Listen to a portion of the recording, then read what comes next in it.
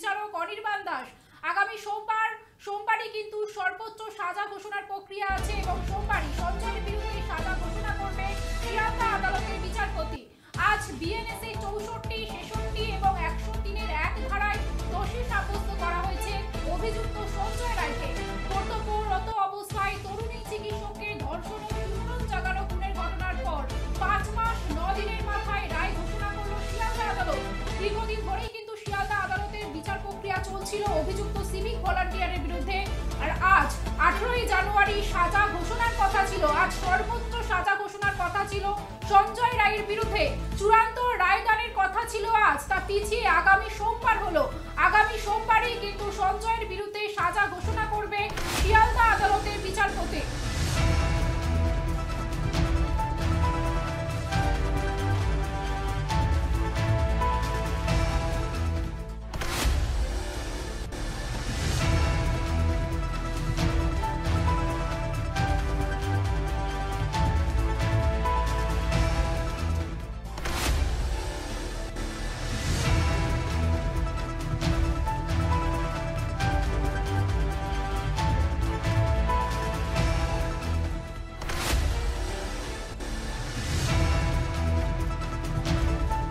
চিকিৎসক ধর্ষণ খুনে দোষী সাব্যস্ত হলো সঞ্জয় রায়। বিরাট রায় শোনালো শিয়ালদা কোর্টের বিচারক অনির্বাণ দাস। আগামী সোমবার সঞ্জয়ের বিরুদ্ধে চূড়ান্ত সাজা ঘোষণা, সেই সাজা ঘোষণা করবে শিয়ালদা আদালতের বিচারপতি। আজকে বিএনএসএ 64, 66 এবং 103-এর এক ধারায় দোষী সাব্যস্ত করা হলো অভিযুক্ত সিভিক ভলান্টিয়ার সঞ্জয় রায়কে। কর্তব্যরত অবস্থায় তরুণী চিকিৎসককে ধর্ষণ এবং শিহরণ জাগানো খুনের ঘটনার পর 5 মাস 9 দিনের মাথায় রায় ঘোষণা করলো শিয়ালদা আদালত। দীর্ঘদিন ধরে আপনারা জানেন, দীর্ঘদিন ধরে কিন্তু শিয়ালদা আদালতের বিচার প্রক্রিয়া চলছিল, অভিযুক্ত সিভিক ভলান্টিয়ারের বিচার প্রক্রিয়া চলছিল এবং আজ 18ই জানুয়ারি আজ সর্বশেষ রায়দান ছিল এবং সেই রায়দান পিছিয়ে গেল। আগামী সোমবার চূড়ান্ত রায়দান প্রক্রিয়া হবে আগামী সোমবার। আজ শিয়ালদা আদালতের বিচারক তাকে দোষী সাব্যস্ত করেছে, অভিযুক্ত সঞ্জয় রায়কে দোষী সাব্যস্ত করেছে শিয়ালদা আদালতের বিচারক অনির্বাণ দাস। আগামী সোমবার সঞ্জয়ের বিরুদ্ধে সাজা ঘোষণা করবে শিয়ালদা আদালতের বিচারপতি। আপনাদের আরো একবার জানিয়ে রাখি, অবশেষে দোষী সাব্যস্ত হলো সঞ্জয় রায়। বিএনএসএ 3টি ধারায় তাকে দোষী সাব্যস্ত করে শিয়ালদা আদালত। আপনাদের জানিয়ে রাখি, বিএনএসএ 64 এবং বিএনএসএ 66 এবং বিএনএসএর 103-এর এক ধারা খুন, সেই ধারায় কিন্তু দোষী সাব্যস্ত এবং তার সাথে ধর্ষণ। বিএনএসএ 64 ধারা ধর্ষণ এবং বিএনএসএর 103-এর এক ধারা অর্থাৎ খুন, সেই ধারায় কিন্তু দোষী সাব্যস্ত করা হয়েছে অভিযুক্ত সিভিক ভলান্টিয়ারকে।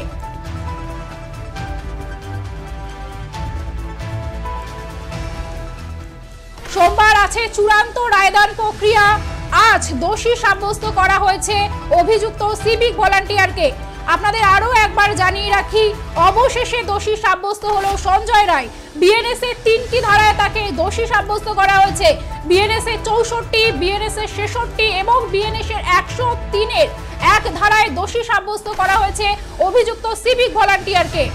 এবং যেমনটা জানা যাচ্ছে, সর্বনিম্ন যাবজ্জীবন এবং সর্বোচ্চ সাজা হচ্ছে কিন্তু মৃত্যুদণ্ড। সেই দিকে কিন্তু আমাদের নজর রাখবে আগামী সোমবার কোন দিকে বন্যায়, সেই দিকে আমাদের নজর থাকবে। বিস্তারিত জানবো, আমাদের সঙ্গে রয়েছেন আমাদের প্রতিনিধি বিশ্বজিৎ। আজ শিয়ালদা আদালতে সঞ্জয় রায়কে নিয়ে যাওয়া হয় এবং সেখানে দীর্ঘক্ষণ শুনানি প্রক্রিয়া চলে। আজকে কিন্তু সর্বোচ্চ রায়দান প্রক্রিয়া ছিল, সেই দিকে গোটা রাজ্যবাসী তথা গোটা দেশবাসীর কিন্তু নজর ছিল এবং সেখানে দেখা গেল আজ সঞ্জয় রায়কে দোষী সাব্যস্ত করা হয়েছে এবং সর্বোচ্চ যে সাজাদান প্রক্রিয়া ছিল সেটা পিছিয়ে সোমবার করা হয়েছে।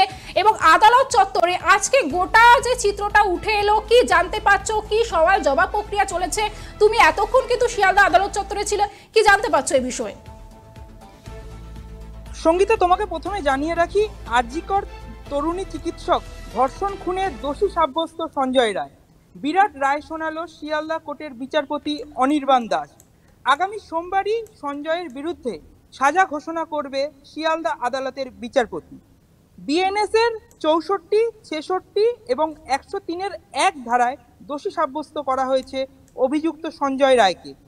কর্তব্যরত অবস্থায় তরুণী চিকিৎসককে ধর্ষণ ও শিহরণ জাগানো খুনের ঘটনার পর 5 মাস 9 দিনের মাথায় রায় ঘোষণা করল শিয়ালদা আদালত। নিহত তরুণী চিকিৎসককে সুবিচারের আশায় গর্জে উঠেছে রাজপথ। দেশ থেকে বিদেশ সর্বত্র আছড়ে পড়েছিল প্রতিবাদের ঢেউ। অবশেষে দোষী সাব্যস্ত সঞ্জয় রায়। বিএনএসের 3টি ধারায় তাকে দোষী সাব্যস্ত করে শিয়ালদা আদালত এবং দুপুর 2:30 হয় রায়দান। আরজিকর খুন ও ধর্ষণ মামলায় আজ শনিবার রায় ঘোষণা করল শিয়ালদা আদালত। দোষী সাব্যস্ত করা হলো সঞ্জয় রায়কে। আদালতের এই রায়ের দিকে তাকিয়েছিল গোটা দেশ। তবে এখনো যে মেয়ের মৃত্যুর ঘটনায় একাধিক প্রশ্নের উত্তর অধরা রয়ে গিয়েছে তা রায় ঘোষণার আগেই অবশ্যই বিশ্বজিৎ, সেটা কিন্তু প্রত্যেকটা রাজ্যবাসী তথা দেশবাসীর কিন্তু মনে প্রশ্ন যে একা সঞ্জয় রায় এই ঘটনাটা ঘটাতে পারে না। সেখানে সঞ্জয় রায় কিন্তু বারবার বলছে যে আমি কিছু করিনি, আমাকে এখনো ফাঁসানো হচ্ছে, কিন্তু উপযুক্ত প্রমাণ নেই তার কাছে। এই বিষয়ে কি কিছু জানতে পেরেছো?